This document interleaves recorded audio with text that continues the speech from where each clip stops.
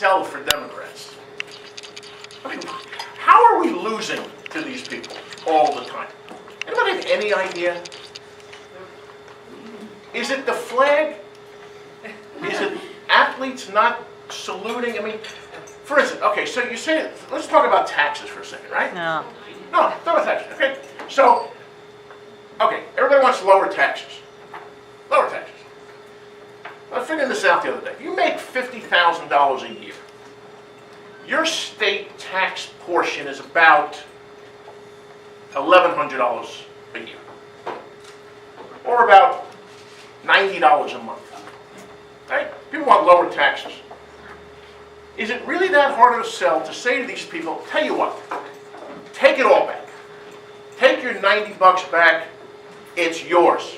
Go start a hedge fund with it. Do what you want. It's 90 bucks, it's all yours.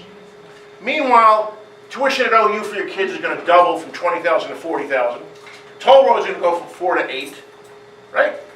Gasoline tax is going to go through the roof, but take back your 80 bucks.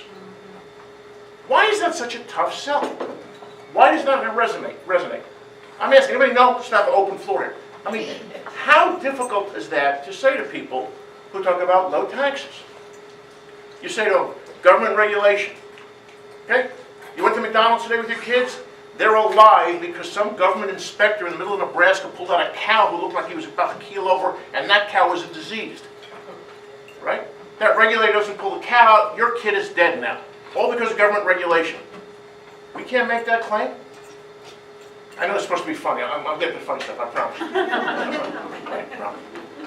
It's so frustrating that you have these arguments. I mean, like today, that horrendous shooting in Texas, which was the second worst shooting this month. This month. And we don't know how to say to the NRA, or not us, our politicians, we can't say to our politicians, you take one more dime from these people, it's over. It's not the time to talk about it right now. Yeah, can we talk about Vegas now? Yeah, Vegas. No, it's not the time yet. That's their response. But we can always talk about loosening gun control, can't we? There's always time to talk about that, right? You always hear things about, and the arguments you hear. Somebody on Facebook today, which I spent way too much time, my daughter tells me I'm like a teenage girl. One time we were driving to Oregon, I was taking her to school, and she said, and she wanted to get there, and I'm posting on Facebook at 7 o'clock in the morning. She goes, Dad, we have to go. And I'm like, 1 minute. So somebody on Facebook today was saying that the argument about gun control would be a lot better, a lot more serious, if liberals would just understand the difference between an automatic weapon and a semi-automatic weapon. And I'm thinking, if you're dying from being shot, your last words are going to be, now I wonder what it was that shot me. The bullet. So, somehow, and I wrote this article, the last one, I'm not quoting myself, you really do get the sense that it's over. Gun control is just over.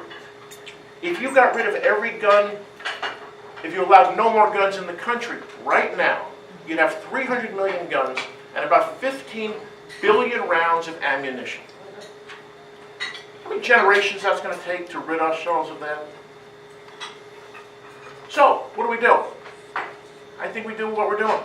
We shame them. We bring it up every time it comes up. We don't let these stories go.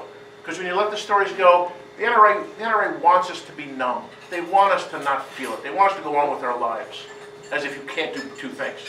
Like you can't go to a ball game and also scream to Langford about his position on guns. I think we just keep doing that. I think in another way of putting this, and I may have mentioned this a long time ago, I think you ruin every dinner party you have. I think every luncheon you have, every relative who comes over. And here's the rule, I think, because a lot of our spouses will say, please, dear God, don't make a mess. Please don't make a scene. Please don't make a scene. All right, so I'm in Kansas with my girlfriend. And her family's very conservative. I mean, she has a gay brother and the sister is against gay rights. The sister, the gay brother said to the sister, "You do realize, to support Trump on this, you're going against your own brother." And the sister said, "Deal." All right, so we go to Kansas, and my girlfriend says, "Please, dear God, don't get it. Don't start with it. Don't start with it." I said, "All right, here's the rule. They get 2 shots for free. And now by the 3rd one, dinner's over." So sure enough, we start talking, and the grandmother, who everybody loves, says, "I just don't like this Obama thing." I don't know what the thing was, but she didn't like the thing. And then someone else said about she wishes he was a leader like George Bush. Let that one go by. Well, then the uncle, Dub, I think his name is wearing a Second Amendment t-shirt. Oh, no. Got the gun on the back and the words on the front. This is the 3rd one, but he hasn't said anything yet, so I'm going to be good. He says to me, he goes, "I just wish people would just read what's in the Constitution and not interpret what they think is in the Constitution." I say, because that's the 3rd one, I go, "You do realize that the one word in the Constitution you cannot find, you can find a lot of words, but one of the words you will not find is God. Doesn't exist. Barely exists in the Declaration, certainly doesn't exist in the Constitution." He says, "Well, I don't know about that." Well, of course not, because you haven't read it. Right? And it hit me at that moment. We win all the arguments. It's not like they have us on anything.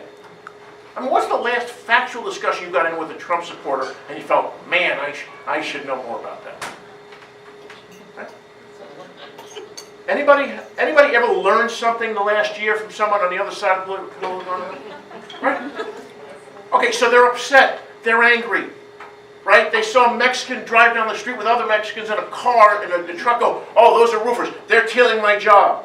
You're not a roofer. And you'll hire them because they'll save you money. Or you won't hire them. And why? Because you're racist and you want white people working for you. So who are hiring these people who are taking jobs from white people? Where are the unemployed white roofers hanging out? You go to Home Depot, a lovely organization. You go to Lowe's, a lovely organization. And all those trucks lined up with all those workers looking for work for the day, contractors. I don't see a lot of unemployed Toby Keiths sitting around. We have these issues out there that we keep losing as Democrats. I don't even know why we have them. Where are the roofers? Coal miners. Right? Are there really coal people in West Virginia go, "Man, I want to get back in the coal mine. I don't have black lung yet. Everybody in my family has it. I feel like I'm losing something." All right. Told you, I'm not going to be happy.